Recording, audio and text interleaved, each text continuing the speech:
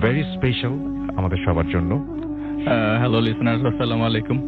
Thank you Rasel ভাই, welcome back ঢাকাতে। আপনাকে এবং সবাইকে স্বাগতম। তো যেহেতু ঢাকার ছেলে ঢাকার পোলা বলে না মুভিতে, তো স্বাগতম জানালাম আপনাদেরকে। তো প্রথম ঘটনাটা যেটি শেয়ার করব সেটি ঢাকাবাসীদের উদ্দেশ্যে, এবং সবাইকে একটু মনোযোগ আকর্ষণ করছি যেন একটু মন দিয়ে আমার ঘটনাটি শোনে।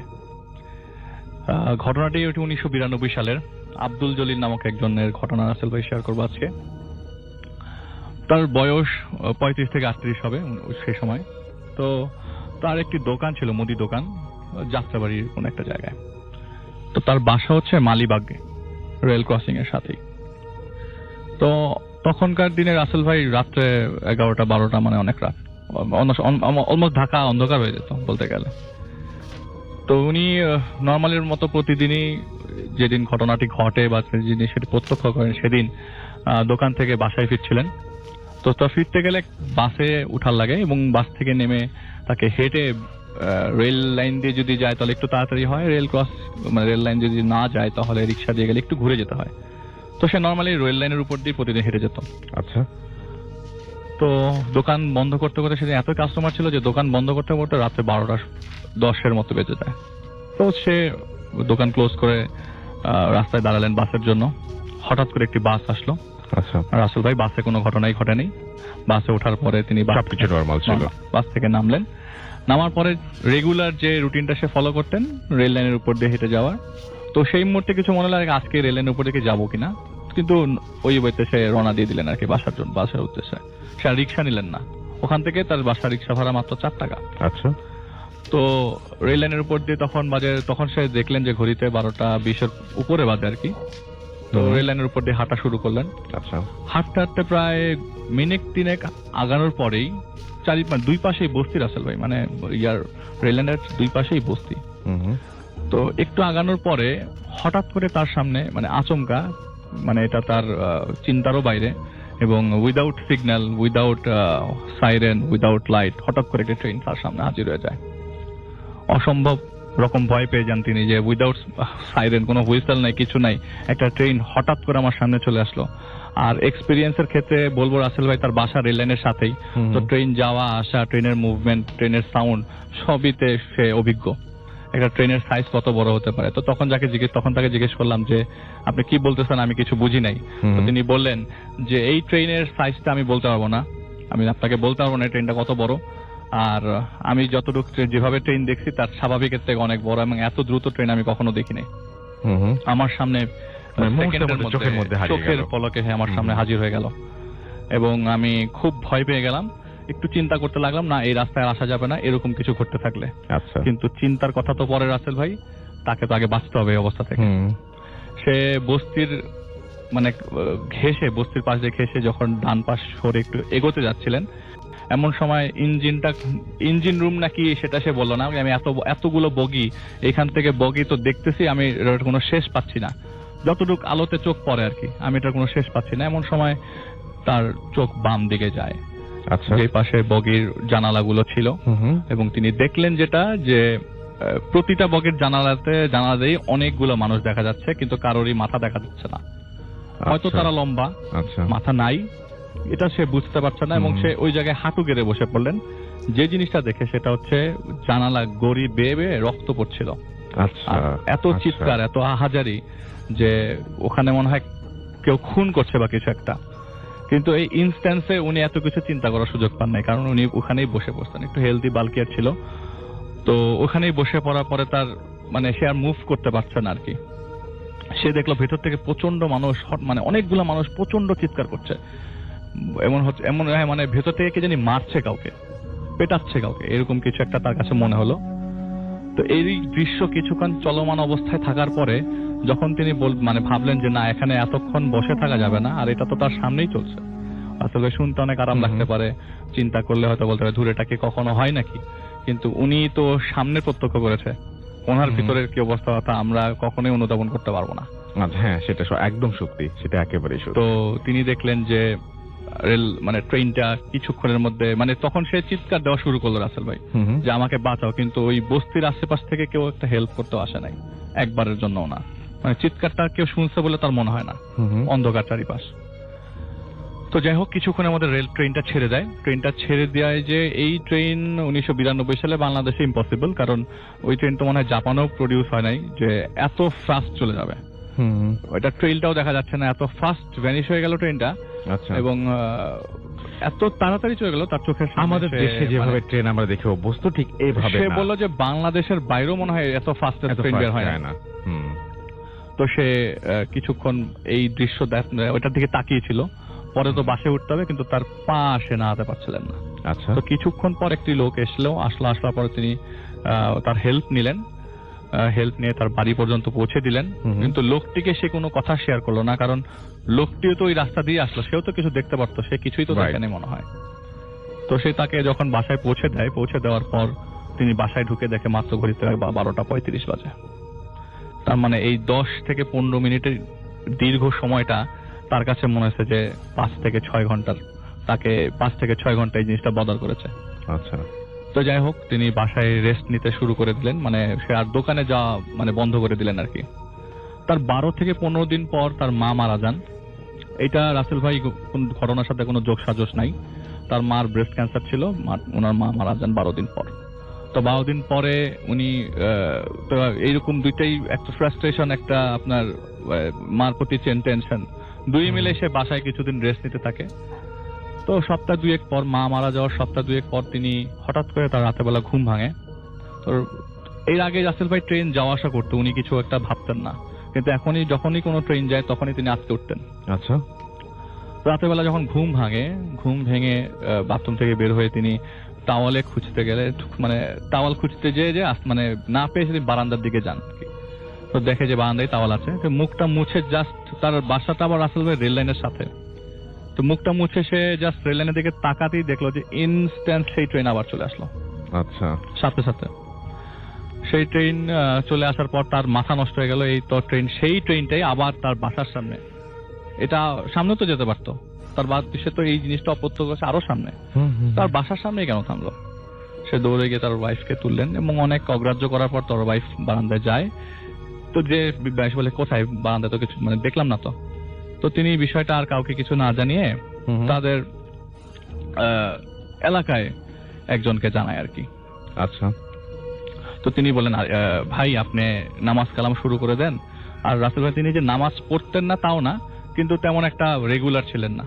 তো সেই হুজুর বলল যে আপনি নামাজ পড়া শুরু করে দেন, আল্লাহকে ডাকেন, একটু আমলে নামেন।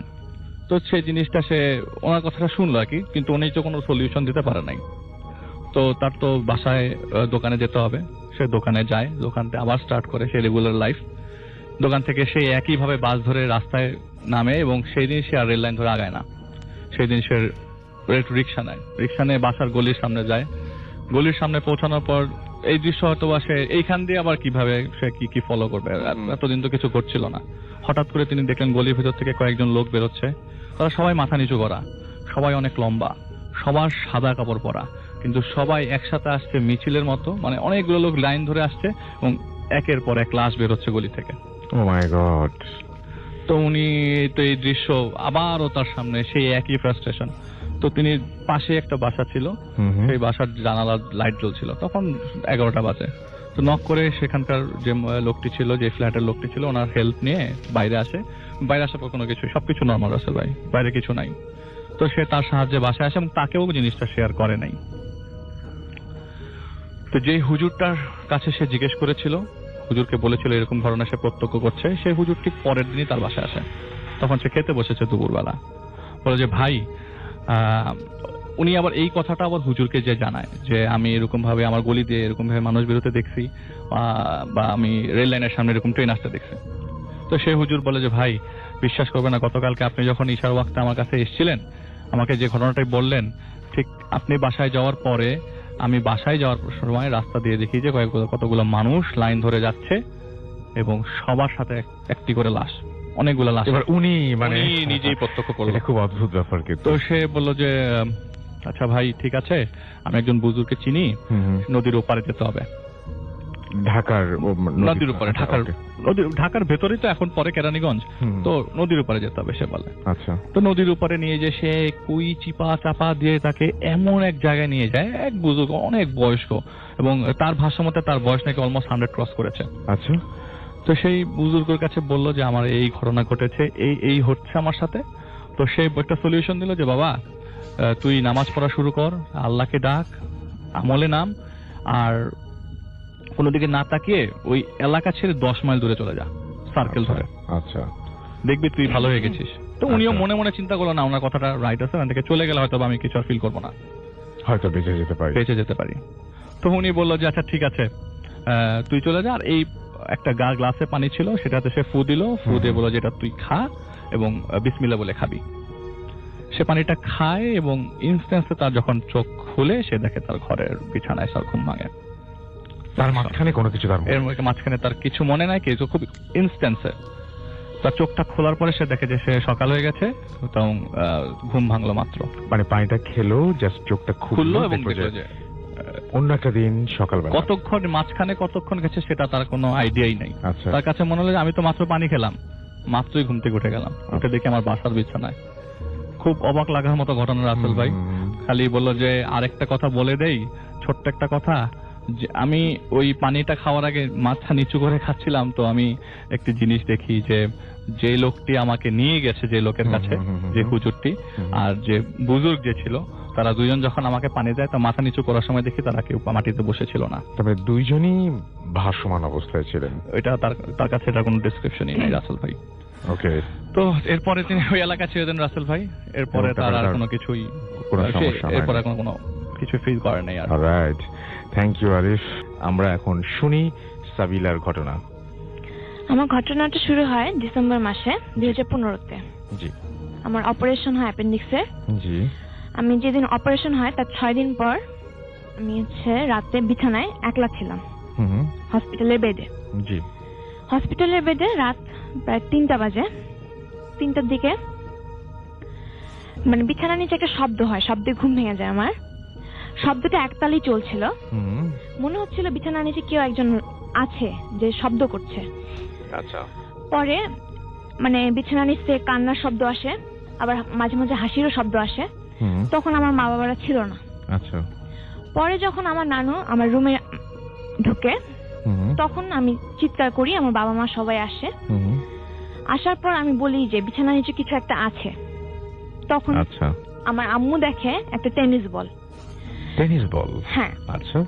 আর হসপিটালে সচরাচর টেনিস বল থাকে না, আর আমার অপারেশনের রোগী, আর টেনিস বল থাকার কথাও ছিল না।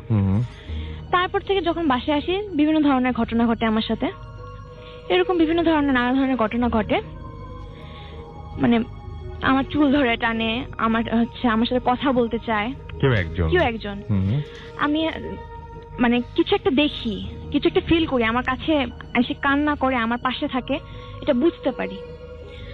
আমার ফ্যামিলিতে কেউ এসব বিশ্বাস করতো না। আচ্ছা, টেনিস বলটা হঠাৎ করে হসপিটালের ভেতরে আপনার বেডের নিচে কিভাবে আসলো? হসপিটালের বেডের নিচে কিভাবে আসলো এটা কিছু মানে আমি জানি না, কিন্তু ওখানে থাকার কথা ছিল না, কারণ আমার কোনোভাবেই থাকার কথা ছিল না। রাইট। এবং তারপর থেকেই সমস্যাটা শুরু হয়ে গেছে। ওকে।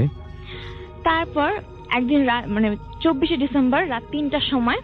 আচ্ছা, তার আগে বলি, আপনি টেনিস বলটা টাচ করেছিলেন বা বাসায় নিয়ে এসেছিলেন এরকম কোনো কিছু? না, টেনিস বলটা বাসায় নিয়ে আসা হয়নি। টাচ করেছিলেন? না, টাচও করা হয়নি। আচ্ছা, ওকে।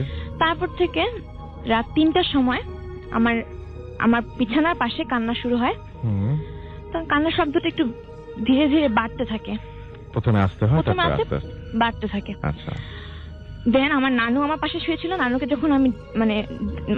যখন জাগিয়ে তুলি তখন নানু দেখে আমার মাথার কাছে একটা ঘন কালো ছায়া আমার দিকে তাকিয়ে আছে। আচ্ছা।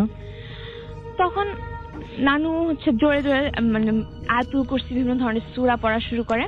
তখন মানে হাসির শব্দটা আরো বেশি বিকট ভাবে হয়। তখন ওই ছায়াটা ঘরের এক পাশ থেকে এসে দরজা বন্ধ করে দিয়ে চলে যায়। তখন আমাদের ফ্যামিলির সবাই বিশ্বাস করে। দেন 3 জানুয়ারি 2016-তে আমার বিকালবেলা আমি ঘুমাচ্ছিলাম, ঘুমের ঘরে একটা স্বপ্ন দেখি, যে স্বপ্নে একটা মেয়ে আমাকে মারে। কিন্তু আশ্চর্যের বিষয় হলো স্বপ্ন থেকে আমি যখন উঠি, হ্যাঁ স্বপ্নে আমাকে যে যে জায়গায় মারা হয়েছে, ঘুম থেকে ওঠার পর সেই জায়গায় প্রচন্ড ব্যথা, আর আমার হাতেও কাটার দাগ ছিল। একজন যে হাত আমার চিপে ধরেছে সেই দাগটা ছিল। তারপর থেকে আমার অসুস্থ, মানে যখনই কিছু একটা দেখি তখন আমার অসুস্থ হয়ে যায়। এখনো মানে ডক্টর ঠিক মতো ধরতে পারেনি যে আমার কি রোগ হয়েছে। কিন্তু আপনি ছাপটা পান, ঘুম থেকে ওঠার পর ছাপটা পান, আর হ্যাঁ। স্বপ্নে যিনি মারেন তার চেহারা কিরকম?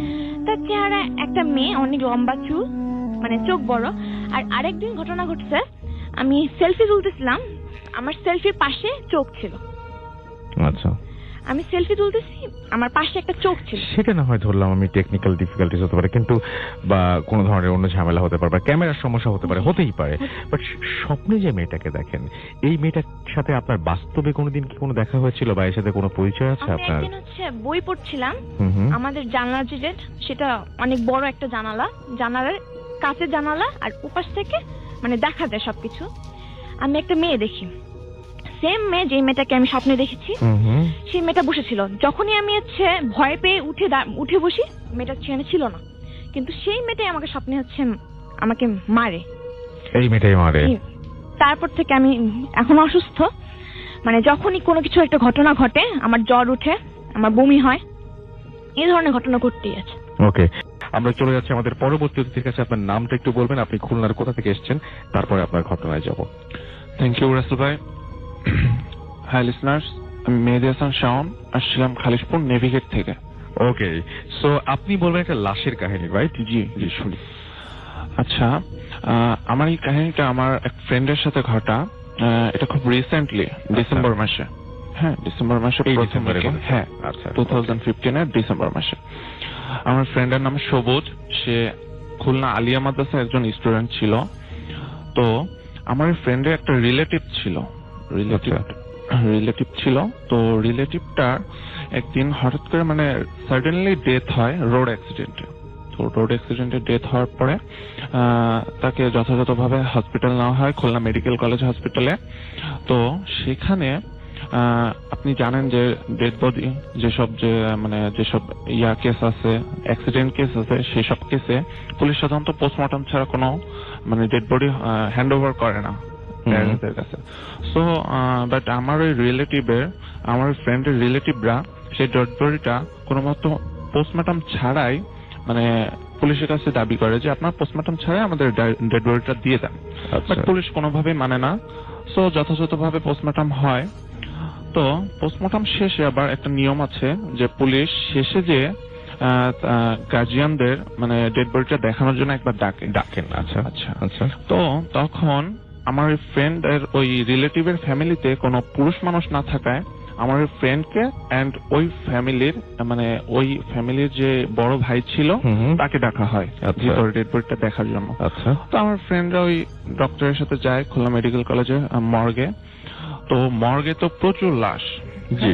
তো তখন আমার ফ্রেন্ডকে যখন ওই লাশটা দেখানো হয়, আমার ফ্রেন্ডটা দেখতেছে যে লাশটা একটা পাশ পুরো থেতলে গেছে, বুকে সেলাই এন্ড ফেসের পুরো একটা সাইড থেকে রক্ত গড়িয়ে পড়তেছে। আচ্ছা। তো এই অবস্থায় আমার ফ্রেন্ড দেখতেছে যে লাশটা তার দিকে তাকিয়ে আছে। কিন্তু এটা হওয়া সম্ভব না, বিকজ ডেড বডির লাশ সবসময় চোখ বন্ধ থাকে। যদি বন্ধ করা থাকে আগে, তাহলে তো বন্ধই থাকার কথা। হ্যাঁ হ্যাঁ হ্যাঁ। তো আমার ফ্রেন্ডটা দেখতেছে যে না, চোখটা খোলা, তার দিকে তাকিয়ে আছে। আমার ফ্রেন্ডটা খুব ভয় পেল, বাট তখন আপাতত কাউকে কিছু বললো না। মোটামুটি সব কার্যক্রম শেষে ডেড বডিটা হ্যান্ড ওভার করা হয়। তো আমার ফ্রেন্ডের যখন ডেড বডি হ্যান্ড ওভার করা হয়, ডেড বডিটা নিয়ে যাওয়া হবে বগুড়া, তার মায়ের পাশে কবর দেওয়া হবে, এই জন্য বগুড়া নিয়ে যাওয়া হবে ডেড বডিটা। তো একটা অ্যাম্বুলেন্স ঠিক করা হয়, অ্যাম্বুলেন্সে ভাড়াটা মিটিয়ে এখন ডেড বডি নিয়ে যাওয়া হবে বগুড়া। অ্যাম্বুলেন্সটা স্টার্ট করে মোটামুটি ফকিরহাট পর্যন্ত ভালো মতোই পৌঁছায়। আচ্ছা আচ্ছা। ফকিরহাট যাওয়ার পর অ্যাম্বুলেন্স আর চলতেছে না, আর যাচ্ছে না সামনে। তো এখন ড্রাইভারকে বলতেছে কেন যাচ্ছে না। তো তখন ড্রাইভার বলতেছে যে হয়তোবা অ্যাম্বুলেন্সের পেট্রোল নাই, এই জন্য হয়তোবা যাচ্ছে না অ্যাম্বুলেন্স। তো ড্রাইভার একটু পর চেক করলো, যে দেখলাম যে না, পেট্রোল ঠিক আছে, তেলে কোনো প্রবলেম নাই, বাট অ্যাম্বুলেন্সটার সামনে আগাচ্ছে না। তো এমন অবস্থায় ড্রাইভার শুনতেছে যে পিছন থেকে ডেড বডিটার ওইখান থেকে শব্দ আসতেছে যে আমাকে তোরা এখান থেকে নিয়ে যাস না, দ্যাট মিন্স ফকিরহাট থেকে তোরা আমাকে নিয়ে যাস না, আমার এখানে অ্যাক্সিডেন্ট হয়েছিল এবং আমার উপরে অনেক অবিচার করা হয়েছে। সো সে জানাচ্ছে যে মানে হ্যাঁ, সে হ্যাঁ। যাবে না এই কারণে, হ্যাঁ, এই কারণে যাবে লাস্টটা না। বলতেছে যে আমি ফকিরহাট ছেড়ে যাবো না, আমাকে এখান থেকে নিয়ে যাস না। তো আমার ফ্রেন্ডটা শুনতেছে, সরি ড্রাইভারটা শুনতেছে। তো ড্রাইভার এবার পিছনে যে বসা ছিল ওই লাস্টার ওয়াইফ প্লাস ওই সেই মামাটা, তো তাকে বলা হচ্ছে যে আপনারা একটু দেখেন লাশটা ঠিক আছে কিনা। তো পিছন থেকে বলতেছে হ্যাঁ লাশটা তো ঠিক আছে, ঠিক মতোই শুয়ে আছে, বাট প্রবলেম হলো যে লাশটা থেকে অবিরত রক্ত পড়তেছে, এখনো পর্যন্ত হ্যাঁ, ব্লিডিং হয়ে এখনো যাচ্ছে, পর্যন্ত ব্লিডিং হয়ে যাচ্ছে। Beautiful story. তারপরে কি হলো? হ্যাঁ, তো বিকজ সকালবেলা মানে লোকটা অ্যাক্সিডেন্ট করে মারা গেছে, বাট এখন রাত বাজে 2টা-3টা, এখনো অবিরত ভাবে ব্লাড বের হচ্ছে। আচ্ছা, ঠিক আছে, এটা হলো সবচেয়ে আশ্চর্য। তো এবং আরেকটা- এতক্ষণ পর্যন্ত ডেড বডির শরীর থেকে ব্লিডিং হওয়ার কথা সাধারণত হ্যাঁ, না, সেটা অবশ্যই না। এই জন্যই আপনারা মানে ব্যাপারটা খুব অবাক করার হ্যাঁ, মতো, অবাক right? করার মতো। জি। আচ্ছা, তো আরেকটা অবাক করার জিনিস হলো ডেড বডিতে থাকে একটা কিরকম একটা অস্বস্তিকর ফিলিংস বের হচ্ছিল। আমরা যেমন আমাদের পাশে কেউ দাঁড়ালে বা কেউ থাকলে, যদি আপনি বলছেন একটু গরম গরম কেমন হ্যাঁ, একটা হ্যাঁ, ভাব বের হচ্ছিল। গরম গরম যে একটা ভাব বের হওয়ার কথা, এটা খুব সেরকম অদ্ভুত একটা ব্যাপার। গরম ভাব বের হচ্ছে। কারণ আমরা সাধারণত জানি যে যখন মানুষ মারা যায় তারপরে হ্যাঁ। মানে টেম্পারেচার ফল করে হ্যাঁ, হ্যাঁ, এবং মানুষ ঠান্ডা হয়ে যায়, টেম্পারেচার কিন্তু low আপনি হয়ে বলছেন যায়। হ্যাঁ, এবং আপনি বলছেন যে সেখান থেকে গরম একটা ভাব বা হ্যাঁ, বাতাস হ্যাঁ, বের হয়ে আসছিল। এটা কি খুবই ইন্টারেস্টিং একটা ব্যাপার, খুব ভয়ঙ্কর একটা ব্যাপার হ্যাঁ। কিন্তু। তো ড্রাইভার তো এবার ভয় পাইছে। ড্রাইভার বলতেছে যে আচ্ছা ঠিক আছে, আমার তো অ্যাম্বুলেন্স যাচ্ছে না, আমি খুলনা মেডিকেল কলেজে ফোন দিয়ে আরেকটা অ্যাম্বুলেন্সের ব্যবস্থা করতেছে, তো আপনারা ততক্ষণ পর্যন্ত ডেড বডিটা একটা ভ্যানে করে নিয়ে সামনে এগোতে থাকেন। হ্যাঁ, তো যথাযথ এভাবে খুলনা মেডিকেল কলেজে ফোন দেওয়া হলো, সেখান থেকে একটা অ্যাম্বুলেন্স রওনাও করলো। তো ওই ড্রাইভারটা করলো কি, রাত্রেবেলা একটা ভ্যানের ব্যবস্থা করে ভ্যানটাতে করে ডেড বডিটা সামনে আগানোর জন্য বলা হইলো। তো ড্রাইভার ওইখান থেকে বললো যে আমার ভাড়া লাগবে না, আমি চলে যাচ্ছি, আপনার ডেড বডিটা নিয়ে সামনে যান। তো তারপরে ভালো মতো ডেড বডিটা নিয়ে যাচ্ছে ভ্যানওয়ালা। তো হঠাৎ করে ভ্যানের টায়ারটা পাঞ্চার হয়ে গেল। ভয়ের উপরে ভয় রাসেল ভাই, ঠিক আছে, হঠাৎ করে থেমে যাবে, ঠিক আছে, এটা মানে কেউ হঠাৎ ভাবেনি করে আর কি। বাস্ট হয়ে গেল। এখন অন্ধকার রাত, চারপাশে প্রচুর অন্ধকার, তার মধ্যে মানে ডেড বডি সহ 3জন মানুষ, মানে খুব একটা ভয়ঙ্কর ব্যাপার। Right. হ্যাঁ, তো তারপর কিছুক্ষণ ওয়েট করার পরে অ্যাম্বুলেন্সটা আসলো। অ্যাম্বুলেন্স আসার পরে মোটামুটি ডেড বডিটা নিয়ে অ্যাম্বুলেন্সটা বগুড়া পর্যন্ত পৌঁছালো। দাফন কাফন শেষে সকালবেলা কবর দেওয়া হলো লাশটাকে। তো রাসেল ভাই, ঘটনাটা এখানে শেষ হয়ে যেতে পারতো, বাট ঘটনাটা এখানে শেষ হলো না। ডেড বডিটার যে ওয়াইফ ছিল, সেই ওয়াইফটাকে 3-4 দিন পরে একটা স্বপ্ন দেখে ওয়াইফটা। আচ্ছা, স্বপ্ন দেখে এরকম যে ডেড বডিটাকে যেখানে কবর দেওয়া হয়েছিল সেই কবরে ডেড বডিটা নাই, ডেড বডিটা উধাও হয়ে গেছে, মানে ভিতরে কেউ নাই। ঠিক আছে, তো মানে সেই মানে ওই ডেড বডির ওয়াইফ খুব ভয় পেল। তো সেই ডেড বডির ওয়াইফ আমার সে ফ্রেন্ডকে আবার জানালো এই বিষয়টা জানানোর পরে আমার ফ্রেন্ডটা আসলো। ফ্রেন্ডটা এসে বললো যে আমি তো আলিয়া মাদ্রাসার স্টুডেন্ট, আমার এখানে খুব বড় একটা হুজুর আছে, আপনি চলেন আমরা ওনার সাথে কথা বলি। তো রাসেল ভাই, আলিয়া মাদ্রাসায় একজন হুজুর আছে যার বয়স এখন পর্যন্ত 120। হ্যাঁ, এবং উনি এখনো জীবিত। এখনো জীবিত আছেন। আমরা মানে তাকে দাদু হুজুর নামে বলি। আচ্ছা, আপনি আশ্চর্য হবেন যে সে প্রায় 3-4 কিলোমিটার পথ প্রতিদিন হেঁটে বাজার করেন, প্লাস প্রতিদিন 3 তলায় নামা ওঠা করেন 5 ওয়াক্ত নামাজের সময়। আচ্ছা, ঠিক আছে, তো সেই দাদু হুজুরের কাছে যায় আমার ফ্রেন্ড আর সেই মহিলা। তো যাওয়ার পরে সে দাদু হুজুর করে কি, তার জিনের মাধ্যমে সে খোঁজ লাগানোর পরে সে জানালো এটাই যে আপনার হাজবেন্ডের উপরে একটা খারাপ আত্মা ভর করছিল। তো সেই খারাপ আত্মা ভর করার পর সেই খারাপ আত্মাটা আপনার হাজবেন্ডের কবর দেওয়ার পরে সেইখান থেকে আপনার হাজবেন্ডকে নিয়ে গিয়েছে। আচ্ছা, এবং তিনি আরো বললেন যে যা হয়েছে, আপনি নেক্সট এই কবরটা আর কোনো খোঁড়াখুড়ির ব্যবস্থা করবেন না, কবরটা যেভাবে আছে সেভাবেই থাকুক, আপনারা কোনো খোঁড়াখুড়ির ব্যবস্থা করবেন না। তো রাসেল ভাই, এটাই ছিল আমার ঘটনা। তারপর আমার ফ্রেন্ড ঘটনা। ওকে, চলে যাই আমরা ঘটনায়। হ্যালো লিসেনার, আমি সৌরভ। তো ঘটনাটা গত বছরের জানুয়ারি মাসের স্বাভাবিকভাবেই প্রতিদিনের কাজ সেরে আমি রাতে বাসায় যাই। বাসায় যেয়ে আমি রাত্রে 11টা থেকে 11:30টার দিকে আমার আম্মুর সাথে খেতে বসি। তো খেতে বসার সাথে সাথেই আমি একটা চিৎকার শুনতে পাই, বাইরে অনেক হুলস্থুল ভাবে চিৎকার হচ্ছে। দেন আমি আর আমার আম্মু পাশের বাসায় যেহেতু চিৎকার হচ্ছে, দুইজনে দৌড় দিয়ে বের হয়ে যাই, এবং বের হয়ে যাবার পরে আমরা পাশের বাসার দরজাটা খোলা দেখতে পাই এবং ভিতর থেকে আওয়াজটা আসছে। আচ্ছা। তো আমরা দুইজন ভিতরে ঢুকে যাই এবং ঢুকে যেয়ে দেখি যে শিহাব ভাই এবং তার ওয়াইফ অনেক জোরে কান্নাকাটি করতেছেন এবং তারা একটা দরজা ভাঙার চেষ্টা করতেছেন, দ্যাটস তাদের বেডরুমের দরজা। দেন আমিও তাদের সাথে চেষ্টা করে দরজাটা হুকটা ভেঙে ফেলি এবং হুকটা ভেঙে ফেলার পরে যেটা দেখি সেটা আসলে কল্পনা অতীত। দেখি আন্টি গলায় ফাঁস নিয়ে ঝুলে আছেন। আচ্ছা, এটা আপনার চোখের সামনে দেখেছেন আপনি? হ্যাঁ, একদম। আমার আম্মু ছিল, শিহাব ভাই ছিলেন, তার ওয়াইফ ছিলেন, আমি এবং আন্টি তো ঝুলছে, ফাঁস নিয়ে ঝুলে আছেন। জি। দেন আমি শিহাব ভাইকে নিয়ে বেডের উপর উঠে লাশটা নামাই, কিন্তু যেহেতু তিনি তার ছেলে, সেহেতু মানে আমরা দেখতে পাচ্ছি যে তার চোখ খোলা, মুখ হা করা, that means she is dead. But Shihab ভাই সেটা কোনোভাবেই মেনে নিতে মেনে পারছিলেন নিচ্ছিলেন না, না। খুব স্বাভাবিক। তো শিহাব ভাই তখন আমাকে জোর করলেন যেন ডাক্তারের কাছে যাওয়া হয়। দেন শিহাব ভাই একটু শুকনা, আগে থেকেই বলে রাখি, আর আন্টি একটু ভারী, সো সামহাও আমাকেই এটা নিতে হলো এবং আমি লাশটা নিয়ে, এমনিতেই সে একটু ভারী প্লাস ঠান্ডা হয়ে গেছে লাশটা, আমি নিয়ে একটা গলি দিয়ে হেঁটে একটা ইজি বাইক নিলাম। আমি স্বাভাবিকভাবেই লাশ নিয়ে পিছনে বসে আছি, আর শিহাব ভাই সামনের ড্রাইভারের সাথে বসে আছে, ইজি বাইক যেটা Khulna easy bike auto rickshaw যেটাকে বলা হয়। দেন আমরা যাচ্ছি, তো লাশের চোখটা আমি অনেক চেষ্টা করতেছি চোখটা বন্ধ করার, বাট লাশের চোখটা বন্ধ হচ্ছে না। আচ্ছা। লাশের চোখটা খোলা এবং লাশটা স্বাভাবিকভাবে আমার দিকে তাকায় আছে। আচ্ছা। তো আমি নিজেকে একটু শক্তভাবেই আমি ওইভাবে যাচ্ছি, বাট কিছু সময় পরে, জাস্ট 5 থেকে 7 মিনিট পরে আমি লক্ষ্য করি লাশটা হাসতেছে। দ্যাট মিনস আন্টি হাসতেছে, আমার দিকে তাকায়। তার এটা চোখ আপনার মনে খোলা। হচ্ছে নাকি আসলে মানে এটা একদম দিনেই ঘটছে এই ঘটনা? না, এটা হচ্ছে রাতের ঘটনা। রাতের ঘটনা। আচ্ছা। রাত তখন 12টা 12:30 বেজে গেছে। 12:30 বেজে গেছে। ঘটনা টোটাল আমরা তখন রাস্তাতে যাচ্ছি এবং সেই দিন রাস্তায় রোড লাইন নাই। আচ্ছা। তো আবার শীতের রাত।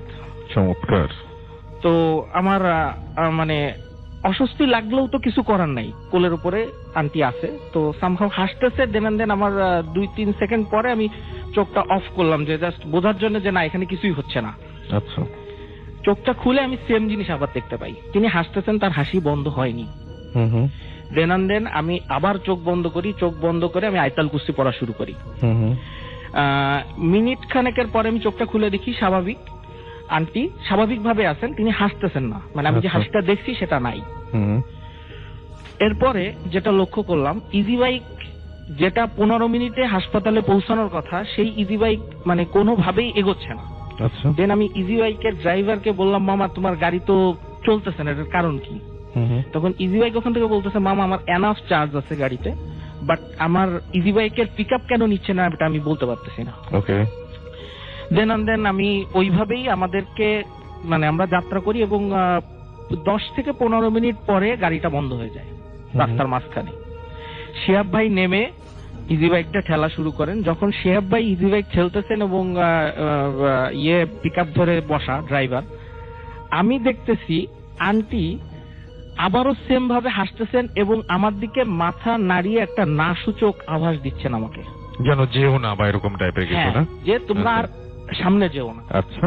এটা দেখার পরে আমি জাস্ট নিজেকে মানে কিভাবে কন্ট্রোল করছি আমি জানি না, জাস্ট আমি হাত মানে অনেক শক্ত করে আমি চোখটা অফ করে রাখি এবং 3-4 মিনিটের মাথায় গাড়িটা স্টার্ট নেয়, পিক আপ নেয় এবং 15 মিনিটের রাস্তা যেতে আমাদেরকে পাক্কা 45 মিনিট টাইম দেওয়া লাগছে।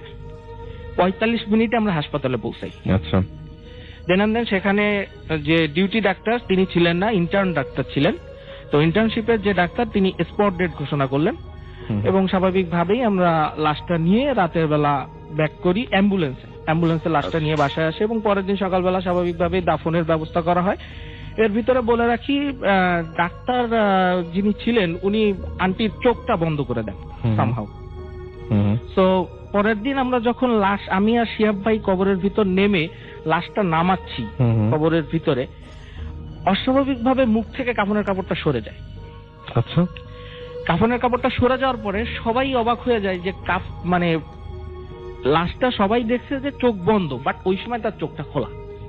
প্রত্যেকে দেখছে, এলাকার চোখ খোলা ছিল। চোখ খোলা। আচ্ছা। কিন্তু আমরা যখন কাফনের কাপড় রেডি করা হচ্ছে তাকে, এবং অনেকেই মুখ দেখছে, তখন কিন্তু তার চোখটা বন্ধ, সবাই দেখছে।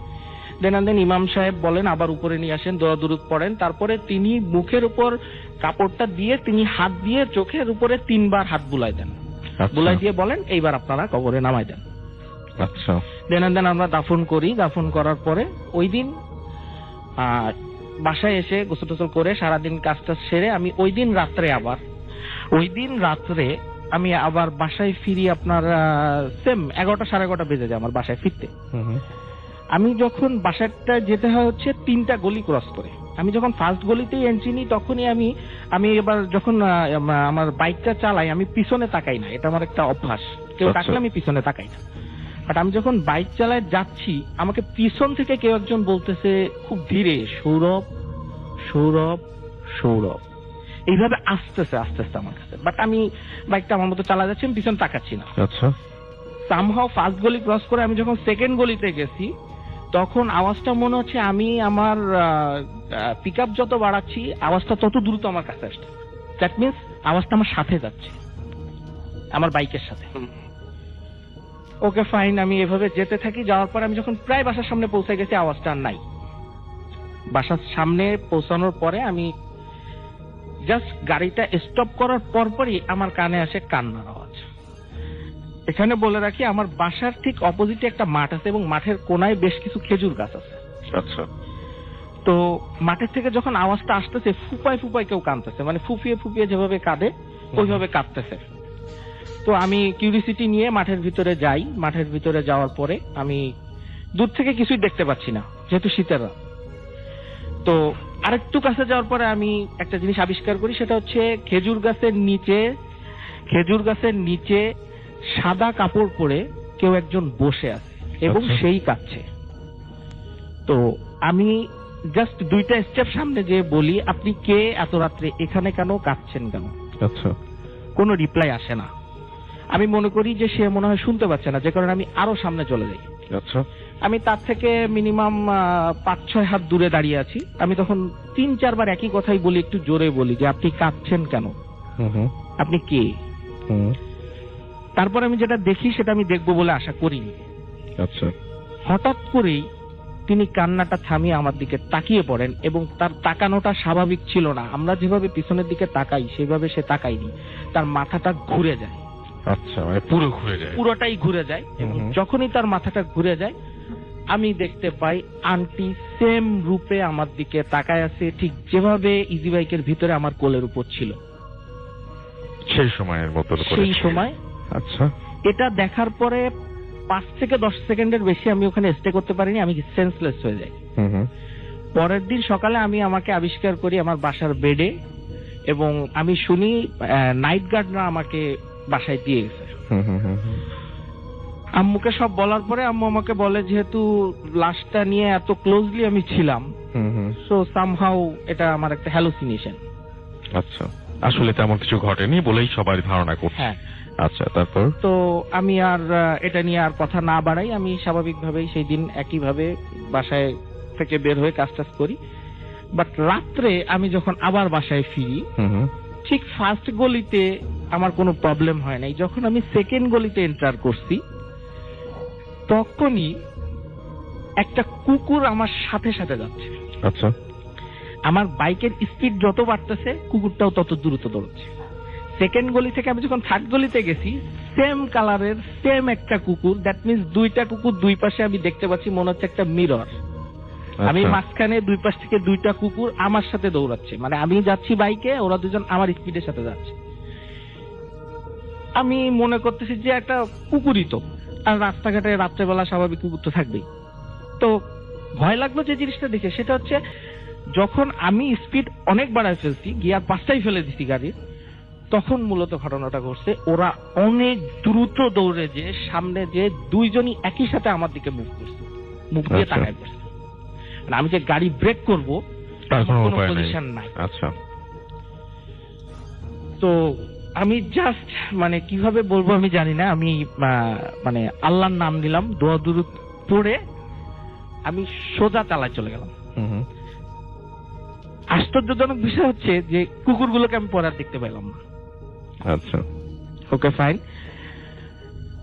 আমি এরপরে 2-3 দিন আমার সাথে কোনো প্রবলেম হয়নি। ঠিক তার 3 থেকে 4 দিন পরে আমি রাত্রে বাসায় যাচ্ছি, আমি বাসার গেটটা লক করা থাকে, আমি বাসায় এসে বাসার গেট খুলবো, বাট গেটটা আমার খোলা লাগে নাই, গেটটা খুলে গেছে আমার সামনে। আমি হয়তো মনে মনে করলাম হচ্ছে কেউ খুলে দিল, জাস্ট মনে হচ্ছে কেউ খুলে দিল। হ্যাঁ, খুলে গেছে আমার সামনে। হুম হুম। আর একটা জিনিস বলে রাখা ভালো, ঠিক বাসার সামনে গেটের পাশে একটা নারকেল গাছ আছে। হুম হুম। তো যখন গেটটা খুলে গেছে আমি মনে করছি কেউ হয়তো লক করেনি, সো খুলে গেছে, দ্যাটস ফাইন। বাট আমি যখন জাস্ট বাইকটা আমার হাতে, আমি ঢুকলাম, গাড়িটা উঠালাম, ঠিক আমার থেকে 3 থেকে 4 হাত দূরে হচ্ছে নারকেল গাছটা, হাতের ডান হাতে ছিল আমার। নারকেল গাছ থেকে জাস্ট উল্টা ভাবে ঝুলে পড়লো আমার সামনে আন্টির সেম মুখ আচ্ছা। এবং গলায় দড়ি ঝুলতেছে। সেই অবস্থায় উনি নাম। সেই অবস্থায় সে জাস্ট, কিন্তু সে উল্টা। আচ্ছা, বুঝতে পেরেছি। তারপর কি আপনি এই কোন হুজুরের সাথে পরামর্শ করেছেন? এইটার যখন ঘটলো, ঘটার পরে আমি ওই দিনও সেন্সলেস হয়ে যাই। হয়ে যাওয়ার পরে আম্মুকে বলার পরে আম্মু বলে যে now something wrong, so we can call someone. Then আম্মু একজন যে গণক যাকে বলে, তুলা রাশি, তিনি আসেন, তিনি দেখেন, তিনি দেখে বলেন যে আত্মাটা অতৃপ্ত আছে। আচ্ছা। আন্টির আত্মাটা।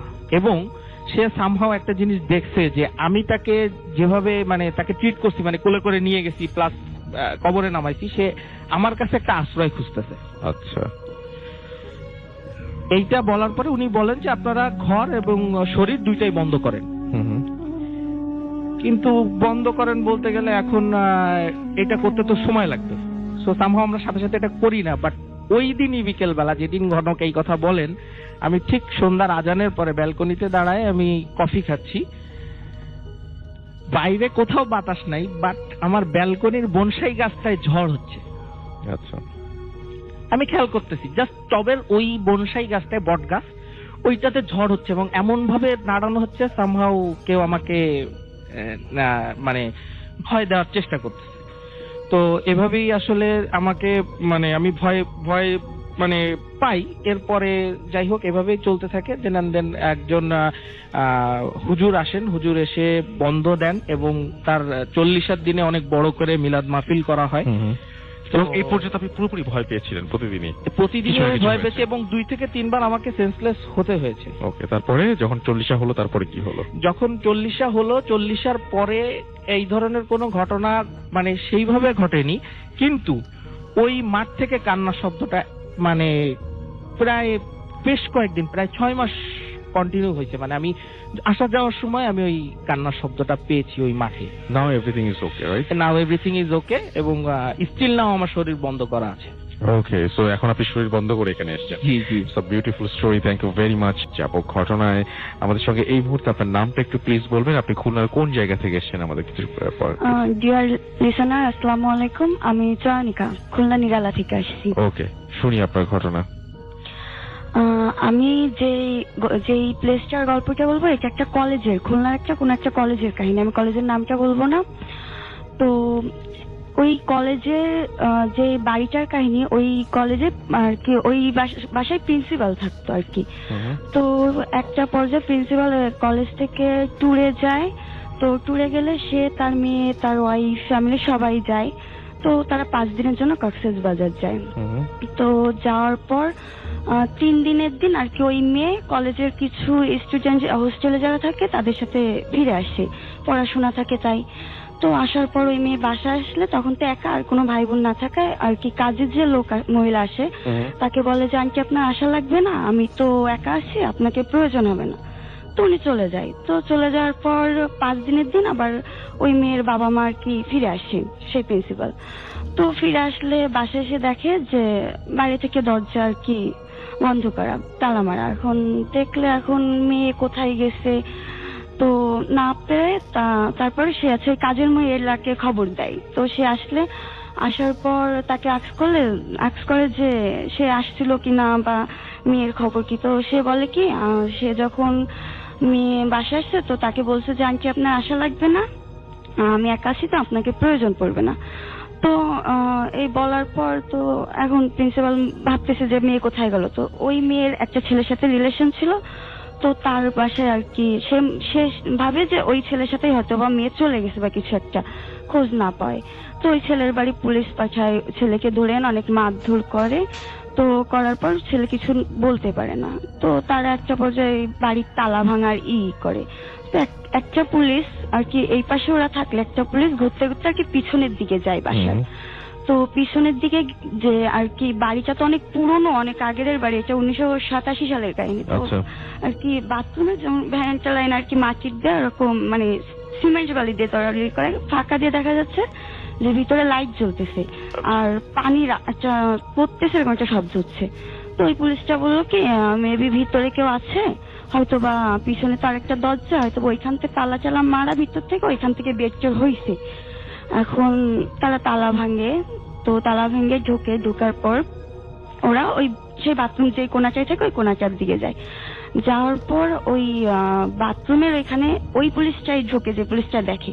তো ঢুকেই আর কি আর ডান সাইডে তাকায় দেখে যে ওই মেয়েটা পড়ে আছে আর কি একটা জিপ অনেকখানি বের হয়ে গেছে আর কি চুল এলো মনে হচ্ছে কি ওরে কেউ ফার্স্ট দিয়ে মেরে ফেলছে, এরকম একটা ভাব।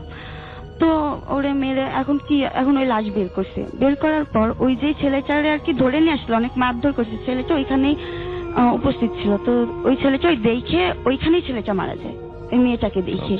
এখন মারা যাওয়ার পর ওই মেয়েটাকে আর কি পোস্টমর্টম করতে হবে, যেহেতু ওই কিভাবে মারা গেছে। তো ওকে আর কি পোস্টমর্টমের জন্য পাঠানো হয়। তো করার পর আর কি আসে, খুব ইন্টারেস্টিং জায়গা আসছে আস্তে আস্তে, এই জায়গাটা খুব ইন্টারেস্টিং, একটু মন দিয়ে শুনবেন। হ্যাঁ, তারপর আর কি ওকে ওইটা করার পর আর ওর মুখে একটা চড়ের দাগ আসে আর কি, এমন একটা চড়ের দাগ যে কোনো স্বাভাবিক মানুষের না, মানে মুখ থেকে ঘাড় পর্যন্ত আপনি বলছিলেন, একেবারে পিছনের ঘাড় পর্যন্ত একটা বিশাল বড় একটা হাতের, মনে হবে হাতটা অনেক বড়।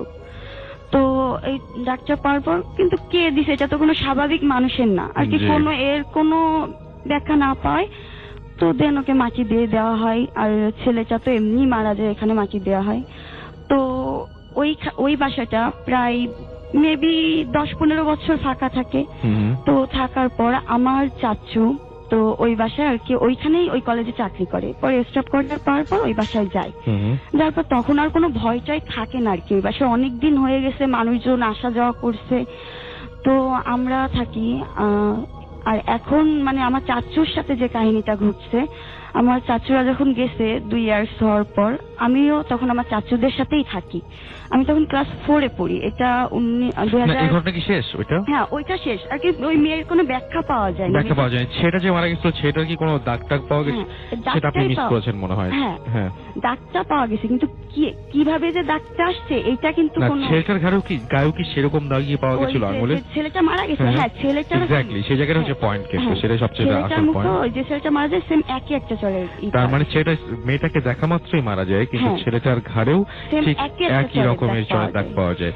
সো এটাই হচ্ছে ছিল ঘটনা আপনার, রাইট? এরপরে তো যে ঘটনা আছে তার সাথে তো এটার কোনো লিংক? হ্যাঁ, এটার একটা রিলেটেড আছে। তো তারপর আমার এটা আছে 2007 সালের 15ই মার্চ, সেদিন বৃহস্পতিবার ছিল। তো আমার যে কাজিন ও ছাদে ঘুরে উড়াচ্ছে, তো আমি ওকে নামতে বললে জাস্ট 2 মিনিটের কারণে আমি গেটের কাছে আসছি, এর ভিতরে একটা সব আওয়াজ হয়েছে।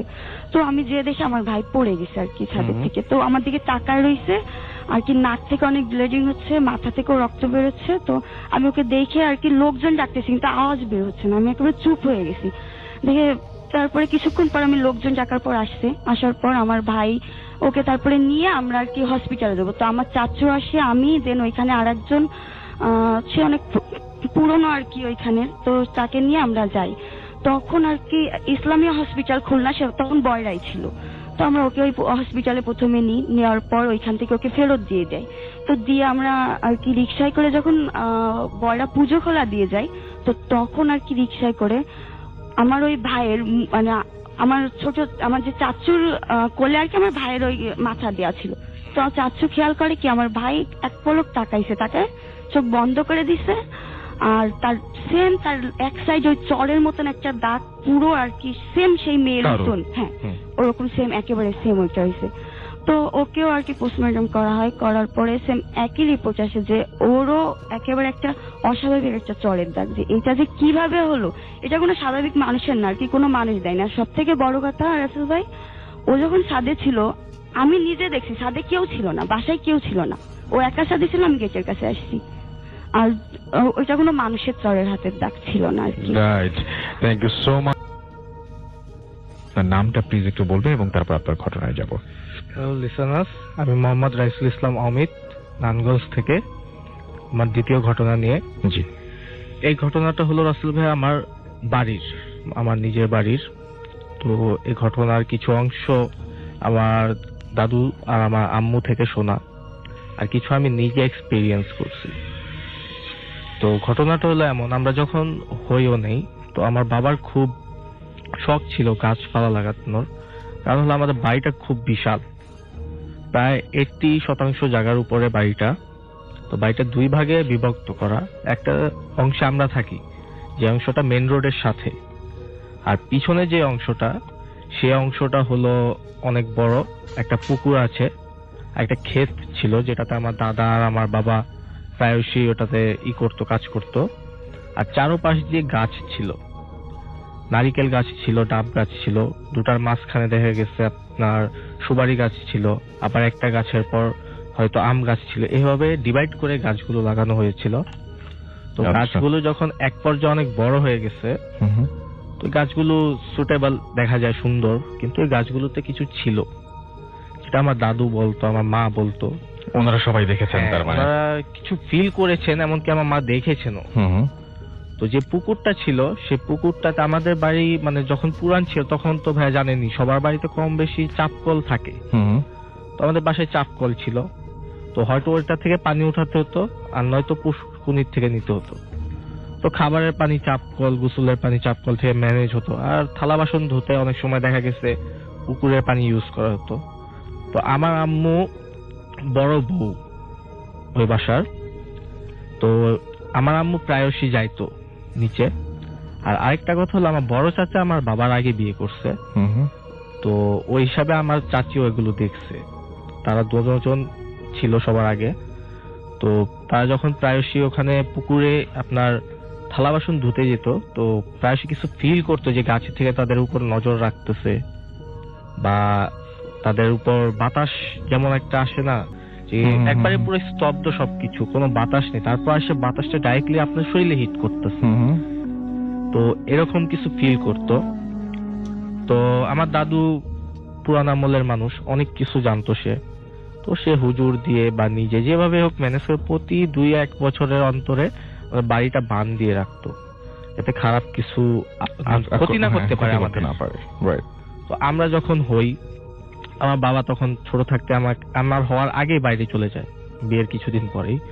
আমার বাবা সৌদিতে থাকে, তারপর আপনার ওমানে থাকে, বিভিন্ন জায়গায় থাকে, কিন্তু সে বাসায় আসতে পারে না কাজের কারণে।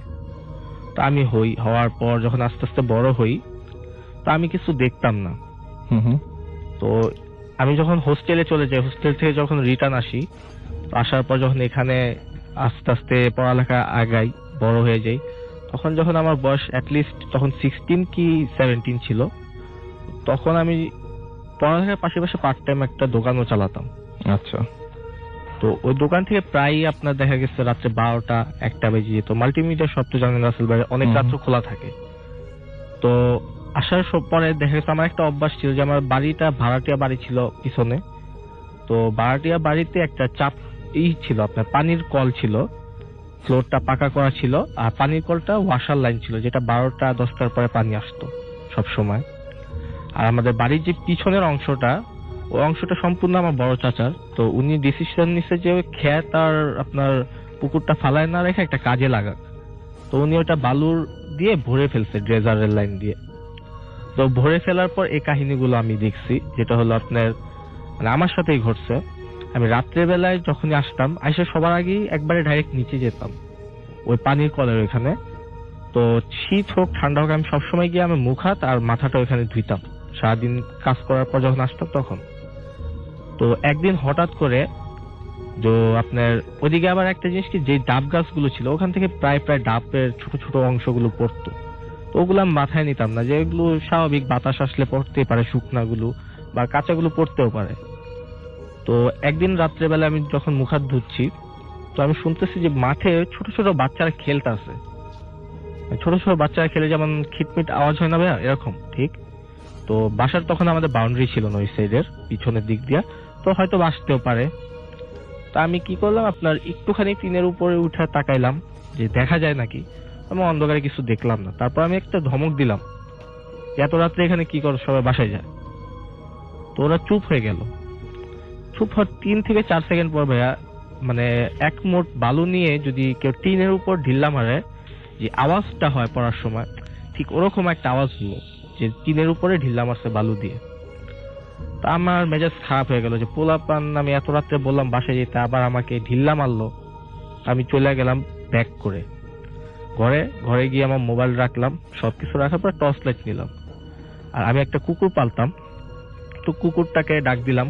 তো কুকুরটা আসলো, কুকুরটাকে নিয়ে আমি নিচে গেলাম পিছন দিয়ে ঘুরে বালুর মাঠে, যে দেখতে কে আছে। তা মানে মেন ইন্টারেস্টিং কথা হলো ভাই, ওরা যেখানে আওয়াজ করতেছিল আমি এতক্ষণে ঘুরে আসতে আসতে, পোলাপান যদি হয় দৌড়ায় পুরো মাঠটা পার হওয়ার কথা না, কারণ মাঠটা বিশাল বড়, একটা মানুষেরও পার হইতে অনেক সময় লাগবে। আচ্ছা, তো পোলাপান যেতে পারবে না, একজনকে হলেও আমি দেখতে পারতাম। আমি মাঠে কেউকে দেখি নাই, ও ফুল এমটি। তারপর কুকুরটা একটা দিকে মানে টার্গেট করে সে বার্ক করতেছিল নন স্টপ, কোনো থামাথামি না, একদিকে তাকায় চেঁচামেচি করতেছিল। তো আমি তো কিছু দেখতেছি না, আমি লাইট ওই দিকে মারতেছি, বিভিন্ন জায়গায় মারতেছি, তো আমি কিছু দেখতেছি না। আমাদের পাশের বাড়ির যে কুকুরটা ছিল ও আবার আপনার দেওয়ালটা টপকে আসা পড়ছে, বাউন্ডারি ছোটর কারণে দেওয়ালটা টপকে আসছে, চিল্লাচিল্লি শুনে ও আইসা ঠিক আমার সাথে দাঁড়ায়া ওই সেম জায়গায় তাকায়া চিল্লাচিল্লি করতেছে, যে জায়গায় আমার কুকুরটা চিল্লাচিল্লি করতেছে। তো কিছুক্ষণের ভিতরে ভাই আমার শরীরটা পুরো ভারী হয়ে গেল, মানে আমি একটা ইজি ম্যান, এর ভিতরে আমার শরীরটা পুরো ভারী হয়ে গেল, যাতে আমার শরীরের উপর কোনো একটা ওজন চাপায় দেওয়া হয়েছে। আমার শরীরের পশম গুলো সব দাঁড়ায় গেছে। আর আমার অত্যন্ত মানে আর কি আপনি কি বলবো, ঠান্ডা লাগতেছে। এমন না যে আমি মাত্র মুখ হাত টুকার ধুইছি দেখে আমার ঠান্ডা লাগতেছে, কিন্তু অত্যন্ত ঠান্ডা লাগতেছে। তখন কি ঠান্ডার সময় ছিল? তখন আচ্ছা, গরমের সিজন, ফুল গরমের সিজন। আমি মাত্র এসব মাথা ধুইছি, আমার মানে গরম মাথা দিয়ে ধোয়া বেড়াইতেছে গরমে। আমি এসব মাথা ধুইছি ঠান্ডা হওয়ার জন্য, কিন্তু এত ঠান্ডা লাগার কথাই না ভাইয়া, কারণ ওয়াশার পানি তো আপনার এত ঠান্ডাও থাকে না গরমের সিজনে। পরে আমি কুকুরগুলোকে ডাকতেছি নিয়ে আসার জন্য, কিন্তু আমি পারতাছি না। আমার অস্বস্তি ফিল হইতাছে এখানে, মানে মনে হইতাছে যে কেউ আমাকে যাইতা ধরতাছে, এরকম লাগতেছে, দম আটকে যেতেছে। তো পরে আমি না পাইরা আমার কুকুরটাকে গলায় উপরে ধরলাম, মানে ঘাড়ের যে চামড়াটা ওটা ধরছি। আর ওই কুকুরটাও আমার পিছে পিছে আইসা পড়ছে, যখন আমারটাকে নিয়ে আসছি, আমারটাকে আমি নিয়ে হাইটা আইসা পড়ছি। তো এর ভিতরে ধরেন ভাইয়া মানে শরীর তো পুরা ঘাইমা শেষ, ঠান্ডার ভিতরে শরীরটা পুরা ঘাইমা গেছে, আমার মাথার থেকে ঘাম পড়তেছে, আর ভিতর থেকে গেঞ্জি পুরা ভিজে গেছে। আমি ঘরে আইসা আমি আম্মুকে এই ব্যাপারটা বললাম যে আম্মু আমি তো এগুলো শুনলাম, তো এটা কি? তো আম্মু বললো যে দেখ, তুই তো অনেক কিছু শুনছস তোর দাদির থেকে, আর আমাদের থেকেও শুনছস, আমরা কথা বলি প্রায় প্রায় এগুলো নিয়ে, বাড়িতে আছে কিছু, হয়তোবা ওটাই অনুভূতি করছস না তো দেখছস। আমি তো দেখতে পারি না কিছু, কিন্তু আমি আওয়াজ শুনছি, বালু দিয়ে ঢিল্লা দিল, আমার শরীর ভার হয়ে গেল। এগুলো দেখা না দেখার ভান করে, এগুলো ক্ষতি করে না কখনো, তো এগুলোকে তুই বেশি মাথায় নিস না। তো যাক ভাই, আমি আর কিছু মনে করলাম না। তো সেম দ্যাট ওই দিনই আমি রাত্রে ঘুমাইতে গেছি ঘরে। তা আমি একটা সিঙ্গেল রুমে ঘুমাই আলাদা। আর ওই রুমটার একটা জিনিস হলো কি ভাই, আমার বাবা ওই রুমটাতে মারা গেছে আমার সামনে। আপনার সামনেই মারা গেছে? আমার সামনে মারা গেছে। তখন আমার বয়স প্রায় 6। তো 6 বছরের বয়সের বাচ্চারা তো ভাইয়া কিছু বুঝে না তখন ওই টাইমটাতে। এই টাইমে অনেক কিছু বুঝে বাচ্চারা। তো আমার বাবা ইস্তারি করতেছিল আয়রনটার একটু তার ছিঁড়া ছিল, তো ওটাতে শর্ট সার্কিট হয়ে সে পাকায় পড়ে গেছে। আর ওই আয়রনটা আপনার আগের জামানার আয়রন তো জানেন ভাই কত শক্ত, মানে অনেক গরম হতে সময় নেয়, ঠান্ডা হতেও সময় নেয় অনেক, লোহার আয়রন। তো ওই আয়রনটা ডাইরেক্ট তার হাতের উপর গিয়ে পড়ছে, ডান হাতে ছিল, ডান হাতটা বাম হাতের দিকে গিয়ে পড়ছে, একবারে বুকের উপরে। তো আমার তখন এতটুকু বুঝ নাই যে আমি এটা মানে সুইচ অফ করলে বন্ধ হয়ে যাবে। তো যাক ভাইয়া, ওটা আব্বুর পুরো বুক সিনাটাকে পুরা ফেলছে, তার হাতটাও পুরো জ্বলে গেছে, হসপিটালে নিতে সে মারা গেছে। তো আমার ওই রুমটাতে মানে কেমন একটা মায়া রয়ে গেছে যে আমার বাবাটা এই রুমে থাকতো, আমরা সবাই এই রুমে থাকতাম। কিন্তু তখন দুইটা রুম, একটা টিন সেটের আর একটা পাকা রুম। তো আমি ওই রুমটাতে ঘুমাইতাম, কখনো আমার কোনো প্রবলেম হতো না ওই রুমে, যে আনইজি ফিল হতো বা কিছু, এমন কিছু না। আমি সারাদিন রুমের বাইরে থাকতাম, রাত্র হলে আইসা খালি ঘরে থাকতাম, এই ছাড়া আর কিছু না। তো ওই দিনকার ঘুমাইছি ভাইয়া, মানে আমি খারাপ বলবো নাকি ভালো বলবো বলতে পারি না, আমার কাছে একটু ভালোও লাগছে একটু খারাপও লাগছে। আমি রাত্রে স্বপ্নে দেখছি যে আমার বাবা আমার সাথে কথা বলতেছে, আচ্ছা, মানে আমাকে জিজ্ঞেস করতেছে কেমন আছোস, কেমনে দিনকাল যাচ্ছে। মানে এটা it's like a movie, just real life movie, যে আমি একটা মুভি দেখতেছি, আমি আমার বাবার সাথে কথা বলতেছি আর আমাকে জিজ্ঞেস করতেছি সে মানে আমি কেমন আছি। আর আমি এটা দেখা খুব আনন্দ, তো মানে আমার বাবাকে এত বছর পর দেখতেছি, এটা মানে একটা আমার কাছে গুড ফিলিং। বাবাকে তো আমি বেশি পাই নেবে, আমার বাবা সারা জীবন বাইরে থাকছে, সে আমি হওয়ার আপনার 5 বছরের মাথায় আসছে, 5 কি 4 বছরের মাথায় আসছে। আমি তাকে জাস্ট 2 ইয়ার্স এর জন্য পাইছি, লেস। আমার ছোট ভাই তাকে মনে হয় 1 বছর কোলে থাকা অবস্থায় সে মারা গেছে। আমার মাও তাকে ওনাকে বেশি পায় নাই। সো আমরা সবাই ওনাকে খুব মিস করি। তো ওই কারণে আমার কাছে খুব ভালো লাগছে যে আমি বাবাকে দেখতেছি, এতটুকু আমার মনে হচ্ছে যে আমি যে স্বপ্নে দেখতেছি, আমার কাছে ভালো লাগতেছে। তো ওটা দেখার পর হঠাৎ করে মানে সে চলে গেল, মানে আমার পুরা, যেমন আপনার টিভি দেখতেছেন কারেন্ট চলে গেল, সব অফ হয়ে গেল, এরকম সব ডার্ক হয়ে গেল। আর রুমের ভিতরে ভাইয়া মানে তখনই আমি হঠাৎ করে দেখলাম যে আমার পুরো রুমটা ভর্তি। আমরা যখন কার্টুন দেখি, কার্টুনে ভূত থাকে না ভাইয়া, জাস্ট আপনার কি বলবো, মাথা থাকে, হাত থাকে, শরীর থাকে, কিন্তু পা থাকে না, পায়ে জায়গায় ল্যাজের মতন থাকে, স্মোক টাইপের, মানে এসব সব ঘুরতেছে আমার রুমটার ভিতরে, দৌড়াদৌড়ি করতেছে আমাকে ভয় দেখানোর জন্য। আর তাদের চেহারাগুলো ভাই মানে পুরো বিরল আকৃতির। এটা দেখা মানে আমি সাথে সাথে ধরেন আমার ঘুমটা ভেঙে গেল, আর আমি চিৎকার মারা ঘুমের থেকে উঠছি। আর আমার মা খুব মানে সফট স্লিপার, সে সামান্য একটু আওয়াজ পেলে ঘুম ভেঙে যায়। তো সে দৌড়ায় উঠছে ঘুমের থেকে, আর আমি সে দৌড়ায় আসার আগে আগে আমি লাইট অন করে আমি তার ঘরে দৌড় দিছি, তার সাথে ধাক্কা খেয়েছি। আম্মু আমাকে বলতেছে যে তোর কি হয়েছে, আমি বলতেছি যে আমি ভয় পাইছি, আমার রুমে কি জানি আছে। আমার ছোট ভাইটা ঘুমাইতেছিল, ও ঘুমের থেকে উঠছে চেঁচামেচি শুনা, তো ওইটা আমার ঘরে গিয়ে দেখে যে কিছুই নাই। তো আমি আর ভয়ে ওই ঘরে ঘুমাইতে পারিনি। তো আমি আম্মুর সাথে সারা রাত্র ঘুমাইছি। তো পরের দিন আমার দাদু তখনও বেঁচে আছিল।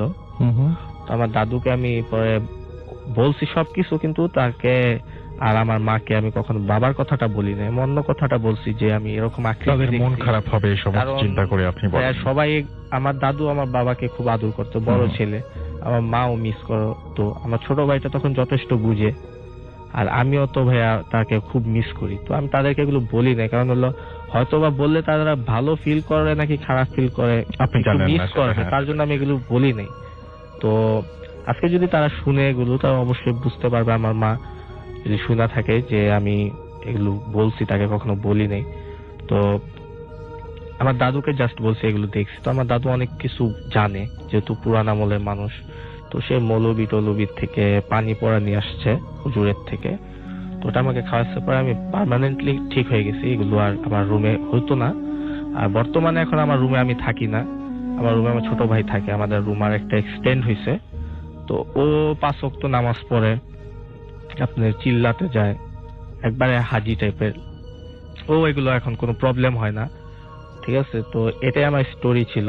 ওকে, হ্যালো লিসেনার্স, আমার নাম দিনান আহমেদ ফ্রম যশোর। প্রথমে আমি যশোরে মানে অনেক ঘটনা আছে, তার ভিতর উল্লেখযোগ্য যে ঘটনাগুলা সেগুলো আর কি শেয়ার করতে চাই। তা আমাদের এখানে একটা পুরাতন ছাত্রাবাস আছে, একটা কলেজ, খুব ফেমাস কলেজটা আর কি, কারণ নামটা আমি উল্লেখ করলাম না। ছাত্রাবাসে যারা পড়তে আসে তাদের মুখ থেকে শোনা কিছু ঘটনা আর কি। তা যারাই ছাত্রাবাসে উঠে তারাই অধিকাংশই টাউনের বাইরের, সেই কারণে তারা টাউন এবং সেখানকার জায়গা সম্পর্কে ততটা নলেজ রাখে না যতটা টাউন মেম্বাররা রাখে। সেই কারণে আমার ঘনিষ্ঠ 5টা বন্ধু ওই সেই ছাত্রাবাসে উঠে, যেই ছাত্রাবাসকে ঘিরে বিভিন্ন ধরনের ঘটনা হচ্ছিল। প্রথমে এক বন্ধু একটা রুমে, ছাত্রাবাসের রুম ছিল 3টা, যেই রুমটায় বেশি সমস্যা হতো সেই রুমটা একদিন সে রাতের বেলায় ঘুমায় থাকে। সে হঠাৎ করে তার ঘুম ভেঙে যায়। ভাঙার পর সে দেখতে পারে যে তার যেই ফ্যানটা ছিল ঘরের, সেই ফ্যানের সাথে একটি লাশ ঝুলছে, একটা মহিলার লাশ। মহিলার মাথায় সিঁদুর, আর মহিলার শাড়িটা যেটা ঝুলছে সেই শাড়ি ঝোলা থেকে আর কি তার শাড়িটা তার নাকে এসে স্পর্শ করছে। সেটা দেখার পর সে অনেক ভয় পেয়ে যায়। ভয় পাওয়ার পর সে মানে অন্য বন্ধুদের ইনফর্ম করার জন্য অন্য রুমে যায়। অন্য রুমে যেয়ে দেখে যে সবাই ঘুমাচ্ছে এবং সে সবাইকে জাগায় এবং জাগিয়ে বলে যে আমি এভাবে এই জিনিসটা দেখছি। এখন তারা যখন যায় সেই রুমে, যে দেখে ফ্যানটা হালকা হালকা নড়ছে, কিন্তু ওখানে কোনো লাশ বা অন্য কোনো চিহ্ন নাই, কিন্তু ঘরটায় প্রচুর গন্ধ, পচা গন্ধ। তারপরের থেকে আসলে মেইন প্রবলেমটা শুরু হয়। তারপরের দিন যখন সে বাথরুমে গোসল করতে যায় তখন দেখে যে সব জায়গায়, বাথরুমে সব জায়গায় ব্লাড, মানে রক্ত আর কি। ইভেন পানিতেও প্রায় রক্ত ছিটা ফোটা লেগে থাকে, পানিটাও লাল হয়ে গেছে এবং সাথে হলো সাবান যেটা ছিল, সাবানটাও রক্ত মাখা। সেটা দেখে সে অনেক ভয় পায় এবং ভয় পাওয়ার পর সে আসলে যেটা করে সেটা হলো তার ফ্রেন্ডদের ইনফর্ম করার পর সবকিছু ক্লিন করে। বিকালে যখন সে আবার ওয়াশ করার জন্য সবকিছু যায় বাথরুমে, তখন যে দেখে যে আবার সে একই পরিস্থিতি, সব জায়গায় রক্ত লেগে আছে এবং সোপটাও রক্তে ভরা আর কি, যে বাথরুমে যে সাবানটা ছিল। তারা সে জিনিসটাকে এতটা সিরিয়াসলিও নেয় না, কেননা তাদের ওই ছাত্রাবাসেই থাকতে হবে, না হলে তারা অন্য কোনো রিলেটিভেও বাসা নাই শহরে যে তারা ওখানে থাকবে। তারপরে দিন যত যায় ওই স্পেসিফিকলি ওই রুমটা থেকে আর কি গন্ধটা বেশি আসে, যে রুমটা থেকে ওরা আসলে ওই লাশটা দেখছিল আর কি। তারপরে ওরা ওই রুমের লাইট কখনোই নিভায় না, কিন্তু ওই লাইটটা না নিভানোর কারণে আরো বেশি সমস্যা অন্য রুমগুলো দেখা যায়। যেরকম ওরা যখন ছাত্রাবাসের ডাইনিং রুমে যায় তখন ওই রুমটা ক্রস করতে হয় এবং সবসময় যেই ওই রুমটা যখন ক্রস করতে যায় ওরা, তখনই ওদের গাটা ঝিমঝিম হয়ে যায় এবং তাদের মনে হয় যে মানে তাদের সাথে কোনো একটা প্রেজেন্স আছে সেখানে। ওই রুমটার দিকে তাদের মানে আকর্ষণটা বেশি আর কি, সেই কারণে তারা ওই রুমটাকে তালা বন্ধ করে রাখে। একদিন মানে তারা এমন ভাবে মানে ভয় পায় যে তারা হয় একসাথে বাসার বাইরে যায়, সবাই গেলে একসাথেই যায়, আর না হলে মানে সবাই বাসার ভিতরে থাকে এবং সব রুমেই লাইট জ্বালানো থাকে। একদিন একটা মানে তাদের ভিতরে একটা যে ফ্রেন্ড, তার হলো কোচিং ছিল, ভার্সিটি কোচিং এ যাওয়ার জন্য সে রেডি হচ্ছে।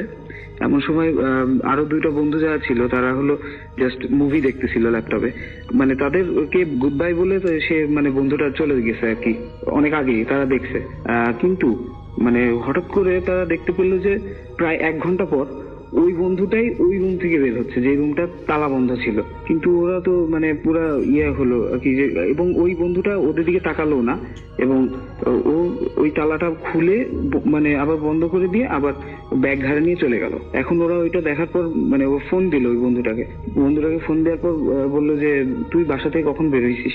তা ওই বন্ধুরা বলতেছে যে আমি তো অনেক আগে থেকে বেরিয়েছি, কেন তোদের সাথে দেখা করে গেলাম। তাহলে ওরা এখন চিন্তা করতেছে যে আগে মানে একটু আগে যেই যাকে দেখলো সেটা আসলে কে, সেটা তো মানে কোনোভাবেই সম্ভব না যে একই পার্সন তো 2 বার বেরোতে পারে না। আর ওরা এমনি অনেক ভয় পায় জায়গাটা, সেটা নিয়ে তো আসলে ওরা মানে ফানও করতে পারে না। তারপরে একটা মানে প্রিস্ট যাকে বলে আর কি ইংলিশে, তাকে ডাকা হলো। ডাকা হয়ে তারপরে ওদের বললো যে এখানে আসলে একটা ফ্যামিলি থাকতো এই ছাত্রাবাসটাই, মানে তাদেরকে জোর করে উচ্ছেদ করে আর কি এখানে ছাত্রাবাসটা করা হয়েছে। এই কারণে তারা আসলে নাকি পিশাচ সাধক ছিল আর কি যাকে বলে।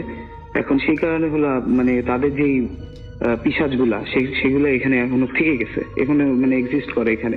সেই কারণে মানে এই ছাত্রাবাসটা আনহলি, এই কারণে হলো মানে তাদের জলদি এই ছাত্রাবাসটা ছেড়ে দেওয়ার আর কি করলো।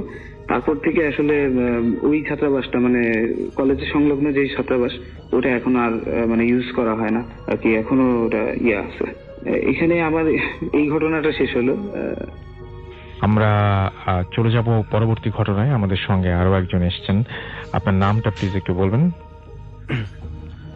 আমার নাম মোহাম্মদ শাহিন। আমি বাড়িদারা বসুন্ধরা গেটের থেকে এসেছি বাসা। আপনার বাসা কোথায়? আমার বাসা হলো বসুন্ধরা।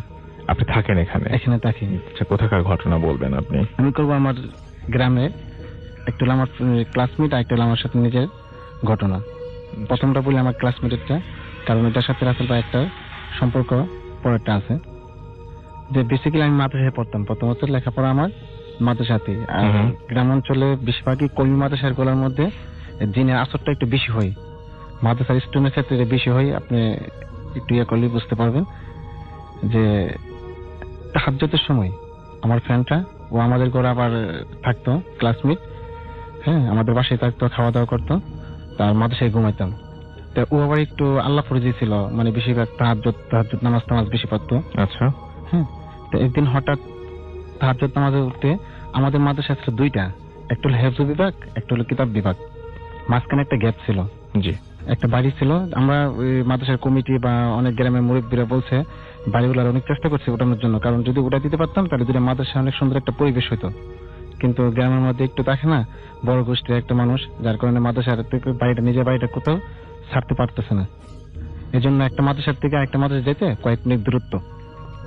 আর ওইখানে একটা চক বাজার ছিল, বিশাল বড় একটা বট গাছ। এই বট গাছ নিয়ে অনেক ধরনের কাহিনী ছোটবেলা থেকে শুনে আসছি, হ্যাঁ, চাচার কাছ থেকে, চাচির কাছে, দাদা দাদি সব অনেকের কাছ থেকে গ্রামের শুনছি। তো ওইটা তৈরি মাদ্রাসাটা। তো ফজরের আগে তাহাজ্জুদের নামাজ শেষ সময়, যে সময় আমার ফ্রেন্ডটা উঠছে, এই মাদ্রাসা থেকে ওই মাদ্রাসা যাবো, কারণ ওইখানে সবকিছু ছিল আমাদের হাউস টাউস। তো যাওয়ার মতে ওরে নিয়ে গেছে, নামাজ পড়লাম, ফজর নামাজ পড়লাম, ওরে পাইতেছি না, কই গেল কোথায় পাইতেছি না। হঠাৎ করে এক মুরব্বী আসছে, দুইটা পাশের গ্রাম থেকে, যে আপনাদের মাদ্রাসা কি স্টুডেন্ট এমন জায়গার মধ্যে পড়ে আছে, এটা কি আপনার মাদ্রাসার স্টুডেন্ট নাকি? পরে গেল, আমরা সবাই গেলাম, গিয়ে নিয়ে আসলাম। পরে হুজুরে বুঝতে পারছে যে না, এটা কিছু একটা হচ্ছে। তো বড় হুজুর কি করলো, ওনারে সর্বপ্রথম হাতে যে বাম হাতে যে কান আঙ্গুলটা চাপদা ধরলো, ধরার পরে বললো কেন, কি আসে বেশি কেমনে ধরছো? তো যিনি যেটা বললো যে ও আমার ছায়ার মধ্যে পাড়া দিছে, হ্যাঁ, এই জন্য আমি ধরছি। তুই তাকাস কোথায়? কয় আমরা যে পাশে যে বট গাছটা আছে না, এই বট গাছটার মধ্যে আমরা তাকি। তোরা আর কয়জন তাকস? কইছে আমরা 7 ভাই 1 বোন। তোরা যাস না কেন? কারণ আমরা এনে বসত বাড়ি, আমরা কারোর ক্ষতি করি না, কিন্তু কেউ যদি আমাদেরকে ছায়ার মধ্যে পাড়া দেয় বা এটা করে, আমরা ধরবো, তাকে ধরি, আর না কাউকে ধরি না। আপনি ইতিহাস হাতে দেখেন। তো বড় জোর বলছে তুই যদি না যাস তাহলে আমি বোতলের ভিতরে ভরে রাখবো। তো যার কারণে এরকম ভাবে করার পরে ঠিক আছে, আমি আর ধরবো না, ছেড়ে দিছি। ছেড়ে দেওয়ার পরে উনি চলে গেছে। পরে আমার ফ্রেন্ডের অনেক তাবিজ দিয়ে রাখছে, যেমন আসর টাসর না করে, ঠিক আছে। আর এরপরে কাহিনী হলো আমার নিজের সাথে, আমার ফ্রেন্ডের পাশের গ্রামে গেছি বেড়ানোর জন্য। ওদের গ্রামে আবার কারেন্ট নেই, ঠিক আছে। আমি আবার একটু ভয় পাই, কারণ কারেন্টটা না থাকলে তো এমনি যেতেছে না। কিন্তু ওই সময় ঈদের সিজন ছিল, বলছে যে গরু বাজার আছে, গরু বাজার নিয়ে যাবেন না, তুমি আসো। তো ওর সাথে আমি ওদের গ্রামে বেড়াইতে গেলাম।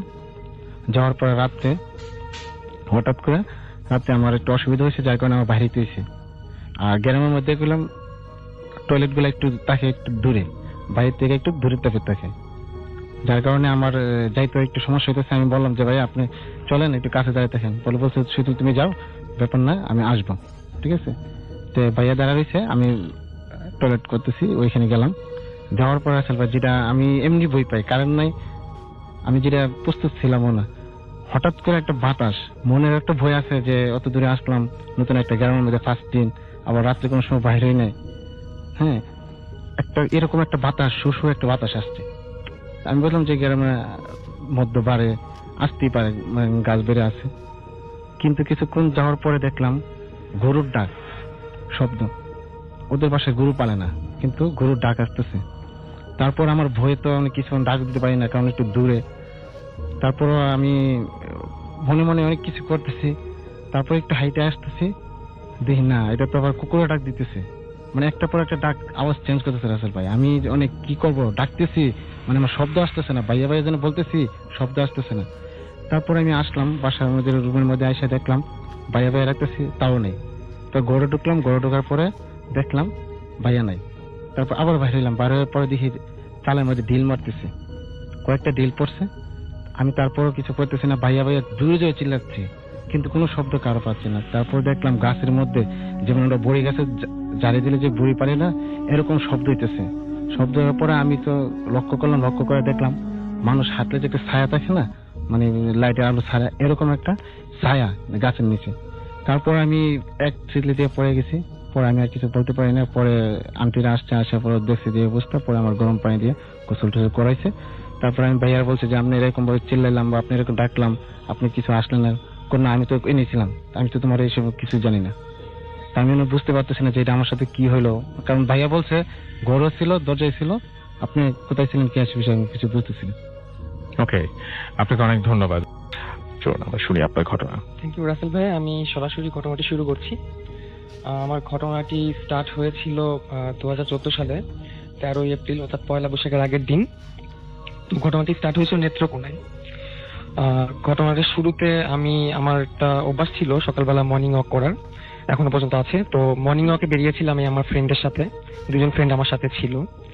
তো মর্নিং ওয়াক করার এক পর্যায়ে শেষের দিকে আমরা রেস্ট নেওয়ার জন্য একটা নদীর ধারে, নেত্রকোনার বিখ্যাত মগরা নদী, সেই মগরা নদীর ধারে বসেছিলাম মাঝবাজার এলাকায়। তো রেস্ট নিচ্ছিলাম, নিয়ার অ্যাবাউট 7টা কি 7:30 বাজে ওই সময়। এবং যে প্লেসটা মোটামুটি খুব ঠান্ডা প্লেস ছিল, আশেপাশে মানুষজন নেই বললেই চলে।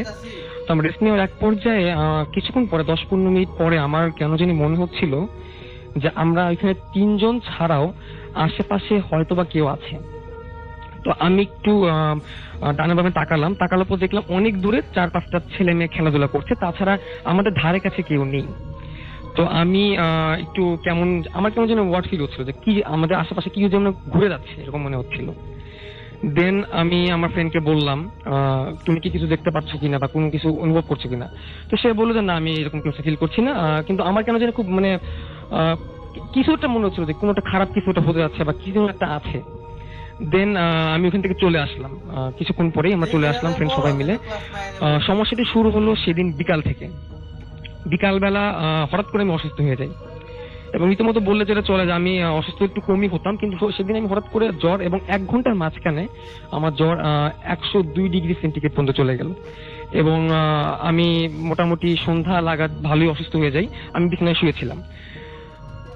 সন্ধ্যা পেরিয়ে রাত 8টা বাজলো। 8টা বাজার পরে আমার চোখটা কেমন যেন লেগে আসছিল। আমি সেটা ঘুমিয়ে পড়েছিলাম বা কি আমি সেটা বলতে পারছি না। চোখ বন্ধ করে থাকা অবস্থায় আমার কেন জানি সবকিছু ফ্ল্যাশব্যাক হওয়া শুরু করছে। মনে হচ্ছে কেউ আমাকে দিয়ে করাচ্ছে বিষয়টা, আমি নিজে করতে যাচ্ছি না, বাট আমি সেটা ফিল করছি। সবকিছু ফ্ল্যাশব্যাক হওয়া শুরু করেছে। আমি পিছন দিকে ফিরে যাচ্ছি। ফিরতে ফিরতে ঠিক সেই সকালবেলা যেখানে আমি বসেছিলাম, আমার চোখের সামনে ক্লিয়ারলি ভাসছিল যে আমরা যেখানে বসেছি সেখানে, এবং পারপেন্ডিকুলারলি 90 ডিগ্রি অ্যাঙ্গেল করে একটা ফিগার, ছোট্ট একটা ফিগার, তুলার মতো সাইজের।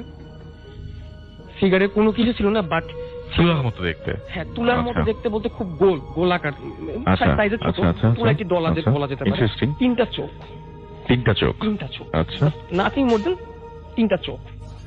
এবং সেটা 90 ডিগ্রি অ্যাঙ্গেল করে আমাদেরকে ঘুরছে, সার্কেল করছে 90 ডিগ্রি অ্যাঙ্গেলে, টোটালি সার্কেল না। ও আচ্ছা, 90 ডিগ্রি অ্যাঙ্গেলে। আচ্ছা, সামনে যাচ্ছে একবার, পেছনে আসছে একবার, এরকম ভাবে টোটালি ঘুরছে না। ওকে। দেন আমি জাস্ট আমি সেটা দেখছি, বাট মনে হচ্ছে কেউ যেন আমাকে দেখাচ্ছে সেটা। হঠাৎ করে আমার মনে হলো যে আমি সে সময় শুয়েছিলাম, আপনি যদি শুয়ে থাকেন রাসেল ভাই, হঠাৎ করে যদি উপর থেকে একটা বস্তা বা বড় যদি কিছু আপনার উপর পড়ে যায়, আপনার যেরকম ফিল হবে, মনে হলো সেই ফিগারটা আমার চোখের দিকে সরাসরি চলে আসে, এবং সাথে সাথে আমার চোখ খুলে যায়। মানে আমি মনে করলাম যে আমি ঘটনাটা আসলে সরাসরি হয়নি, কিন্তু আমি জাস্ট এটা ফিল করেছি। দেন আমি দেখলাম সম্পূর্ণ শরীর আমার ঘেমে আমার জ্বর মোটামুটি চলে গিয়েছে, বাট মাথা ব্যথা, সেদিন থেকে মাথা ব্যথা শুরু হয়। দেন পরের দিন আমি সেই জায়গায় যাই আমার ফ্রেন্ডের সাথে, পয়লা বৈশাখের শুরুতেই, ঠিক সেই টাইমে 7:30টার দিকে আমি যাই। যাওয়ার পর আমি সেখানে তেমন কিছুই পাইনি। চলে আসার সময় জাস্ট ওই এরিয়াটা ক্রস করার সময় আমার কানে কিছু একটা বলছিল, যে ভয়েসটা আমি মানুষের ভয়েস বলবো না কিসের ভয়েস বলবো বুঝতে পারছি না। বলছিল যে পেছনে লেগে থাকতো, একটা কথা, পেছনে লেগে থাকবো মানে আপনাকে বলছে কেউ? হ্যাঁ, আমাকে বলছে পেছনে লেগে থাকবো। সাথে সাথে আমি পাশে যে 2জন ছিল ফ্রেন্ডদেরকে আমি বললাম যে এরকম কিছু দেখতে পাচ্ছ কিনা, যে অনুপম তুমি কিছু দেখতে পাচ্ছ কিনা, এরকম শুনতে পাচ্ছ কিনা? না, আমি এরকম কিছু শুনতে পারিনি। তো শুধুমাত্র আমি, আমার সাথে অনুপম এবং অপূর্ব, আমার 2জন ফ্রেন্ড ছিল, কিন্তু তারা এটা কোনো কিছু ফিল করেনি। দেন আমি রাতের বেলা মাঝে মাঝে ফ্রেন্ড আমার সাথে থাকতে আসতো। দেন প্রবলেম যেটা শুরু হয়, একের পর এক আমার সাথে দুর্ঘটনা হওয়া শুরু করে। এবং একের পর এক, এবং 2015 সালটা টোটালি আমার দুর্ঘটনার উপর দিয়ে যায়, এবং প্রত্যেকটা দুর্ঘটনার পরেই আমার কানে একটা আওয়াজ প্রায় বাজতো রাতের দিকে, যখন গভীর রাতে আমি ঘুম থেকে উঠে পড়তাম, যে পেছনে লেগে আছি, পেছনে লেগে থাকবো। এবং এক রাতে আমি আমার ফ্রেন্ডের সাথে ঘুমিয়েছিলাম, সে বলল আমি ঘুমিয়ে থাকা অবস্থায় হঠাৎ করে ঘরের লাইট জ্বালিয়ে ফেলাম। আমার ফ্রেন্ড রাব্বি আমার সাথে থাকতো, আমি হঠাৎ করে ঘরের লাইট জ্বালিয়ে ফেলেছি। লাইট জ্বালিয়ে আমার চোখ বন্ধ, অ্যাজ লাইক এজ আমি হিপনোটাইজড। আমি টেবিলে গেলাম, টেবিলে যে কি যে ড্র করেছি, তো আমার ফ্রেন্ড রীতিমতো ভয় পেয়ে গেছে, সে কিছুই বলেনি, সে শুধু দেখেছে। দেন সকালবেলা উঠে বললো তুই এটা কি করেছিস? আমি বললাম কি করেছি? সে আমাকে দেখালো একটা পেজের ভিতর, সে পেজে আমি মানে দেখে অবাক হয়ে গেলাম যে 3টা চোখ এঁকেছি আমি, 3টা চোখ 3টা চোখ এঁকেছি আমি। যেরকম দেখেছিলেন আপনি? আমি যেরকম দেখেছি ওই সময় আমি ওই সময় ফিল করেছিলাম যে 3টা চোখ, বাট ওইটা যে 3টা চোখ বলতাম, আবার 3টা চোখ ছিল 3টা চোখ ছিল ছবির মধ্যে। ওনাটা আমি মাইমিসিং চলে আসার পরে, আমি যখন কলেজে ভর্তি হলাম, আমার ফ্রেন্ড যে রুমমেট ছিল তার, সেও বলেছে আমি এনে 4 বার এই ঘটনা করেছি এবং 4 বারই এটি হয়েছে। এন্ড দেন আমার ফ্যামিলিতে আমার এক ফুপু আছেন, উনি বলেন, এবং আমি মোটামুটি দেখেছি উনার কাছে নাকি জিন আছে। তো উনি আমাকে যে কথাটা বলেছেন যে আগামী 3 বছর পর্যন্ত, 22 বছর বয়স পর্যন্ত সামথিং এই জিনিসটা প্রবলেম আমার উপর থেকেই যাবে, এবং আমাকে মেন্টালি উনি স্ট্রং থাকতে বলে।